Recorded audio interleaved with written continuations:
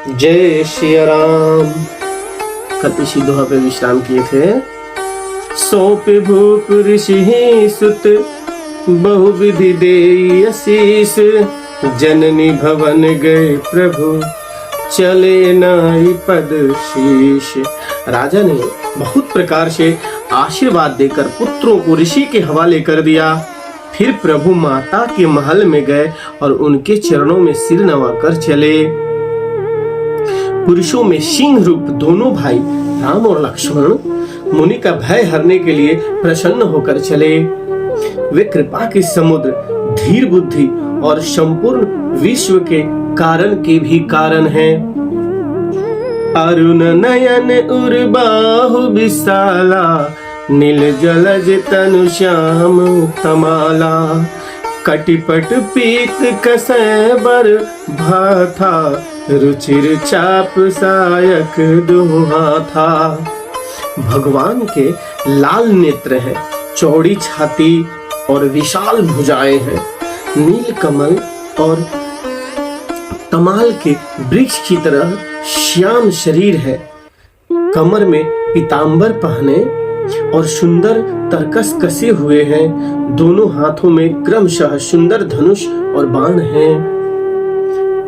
श्याम और गौर वर्ण के दोनों भाई परम सुंदर हैं।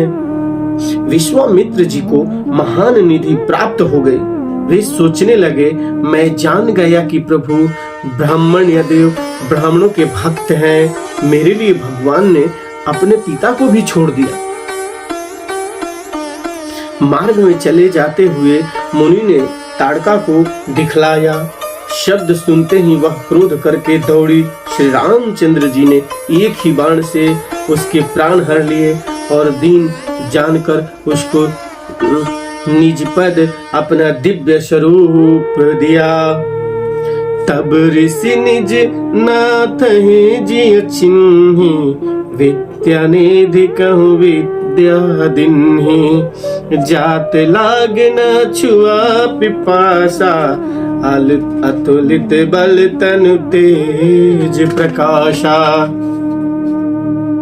तब ऋषि विश्वामित्र ने प्रभु को मन में विद्या का भंडार समझते हुए भी लीला को पूर्ण करने के लिए ऐसी विद्या दी जिससे भूख प्यास न लगे और शरीर में अतुलित बल और तेज का प्रकाश हो।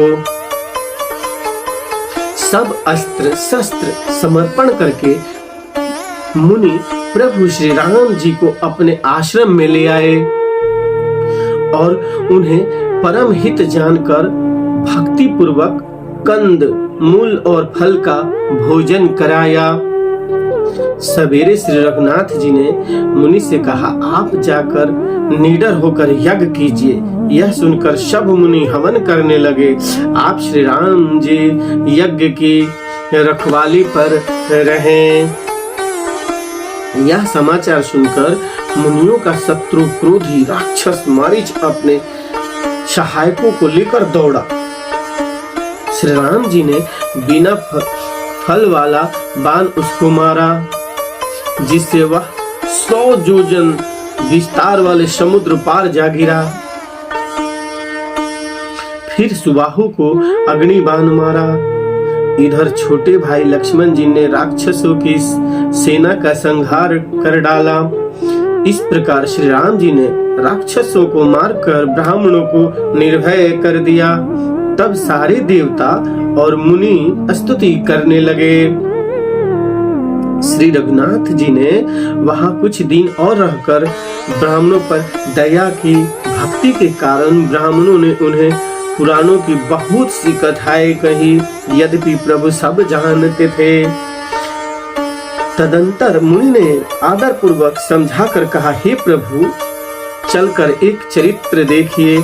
रघुकुल के स्वामी श्री रामचंद्र जी धनुष यज्ञ की बात सुनकर मुनि श्रेष्ठ विश्वामित्र जी के साथ प्रसन्न होकर चले। आश्रम एक देख मग माही, खग मृग जीव जंतु तह नाही। पूछा मुनि शिला प्रभु देखे, सकल कथा मुनि कहा विशेषी।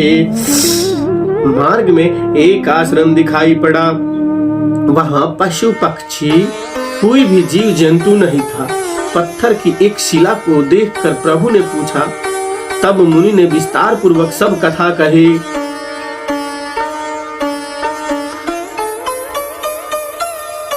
गौतम नारी श्राप बस उपल देह धर धीर, चरण कमल रज चाही कृपा करहु रघुबीर। गौतम मुनि की स्त्री अहल्या शापवश पत्थर की देह धारण किए बड़े धीरज से आपके चरण कमलों की धूलि चाहती है। हे रघुवीर, इस पर कृपा कीजिए। श्री रामचंद्र जी के पवित्र और शोक को नाश करने वाले चरणों का स्पर्श पाते ही सचमुच वह तपोमूर्ति अहल्या प्रकट हो गई। भक्तों को कुछ देने वाले श्री रघुनाथ जी को देखकर वह हाथ जोड़कर सामने खड़ी रह गई। अत्यंत प्रेम के कारण वह अधीर हो गई। उसका शरीर पुलकित हो उठा। मुख से वचन कहने में नहीं आते थे। वह अत्यंत बड़भागिनी अहल्या प्रभु के चरणों से लिपट गई और उनके दोनों नेत्रों से जल प्रेम और आनंद के आंसुओं की धारा बहने लगी। फिर उसने मन में धीरज धरकर प्रभु को पहचाना और श्री रघुनाथ जी की कृपा से की भक्ति प्राप्त की। तब अत्यंत निर्मल वाणी से उसने इस प्रकार स्तुति प्रारंभ की है। ज्ञान में जानने योग्य श्री रघुनाथ जी, आपकी जय हो। मैं सहज ही अपवित्र स्त्री हूँ और हे प्रभु, आप जगत को पवित्र करने वाले, भक्तों को सुख देने वाले और रावण के शत्रु हैं। हे कमल नयन, हे संसार जन्म मृत्यु के भय से छुड़ाने वाले, मैं आपकी शरण आई हूँ। मेरी रक्षा कीजिए, रक्षा कीजिए। मुनि श्राप जो दिन है अति भल किन्ह परम अनुग्रह में हे माना। देखो भली लोचन हरि बहु भोजन लाभ शंकर जाना।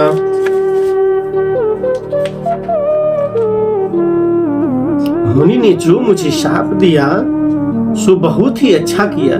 मैं उन्हें अत्यंत अनुग्रह कर मानती हूँ कि उनके कारण मैंने संसार से छुड़ाने वाले श्री हरि आपको नेत्र भर कर देखी। इस प्रकार आपके दर्शन को शंकर जी सबसे बड़ा लाभ समझते हैं। हे प्रभु, मैं बुद्धि की बड़ी भोली हूँ। मेरी एक विनती है हे नाथ, मैं और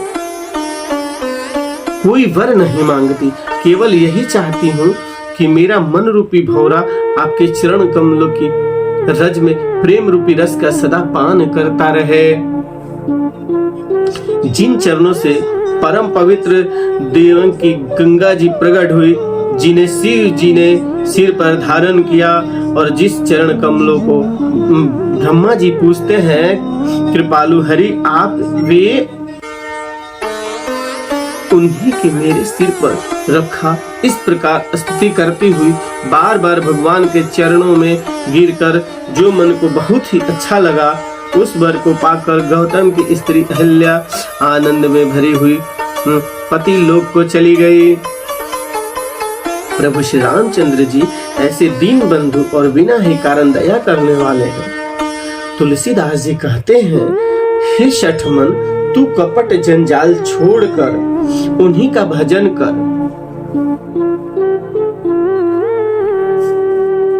श्री रामचंद्र जी और लक्ष्मण मुनि के साथ फिर आगे बढ़े। वे वहां गए जहां जगत को पवित्र करने वाली गंगा जी महाराज गाधी के पुत्र विश्वामित्र जी ने वह सब कथा कह सुनाई, जिस प्रकार देव नदी गंगा जी पृथ्वी पर आई थी। तब प्रभु ने ऋषियों सहित गंगा जी में स्नान किया। ब्रह्मा जी ने भांति भांति के दान पाए, ब्राह्मणों ने भांति भांति के दान पाए। फिर मुनि वृंद के साथ वे प्रसन्न होकर चले और शीघ्र ही जनकपुर के निकट पहुंच गए। श्री राम जी ने जब राज जनकपुर की शोभा देखी, तब वे छोटे भाई लक्ष्मण सहित अत्यंत हर्षित हुए। वहां अनेक बावलियां, कुएं, नदी और तालाब हैं जिनके अमृत के समान जल है और मणियों की सीढ़ियां बनी हुई है। गुंजत मंजु मंत रस भृंगा, खुजत कल बहु बरन विहंगा। बरन बरन बिकसे बन जाता, त्रिविध समीर सदा सुखदाता। मकरंद रस से मत वाले होकर भौरे सुंदर गुंजार कर रहे हैं। रंग बिरंगे बहुत से पक्षी मधुर शब्द कह रहे हैं। या रंग रंग के कमल खिले हैं। सदा सब ऋतुओं में सुख देने वाला शीतल मंद सुगंध पवन बह रहा है। आज फिर इसी दोहा पे विश्राम देंगे। सुमन बाटिका बाग बन, विपुल विहंग निवास। पुलत फलत सो पलवत, सोहत पुर चहुपास। सियावर रामचंद्र की जय।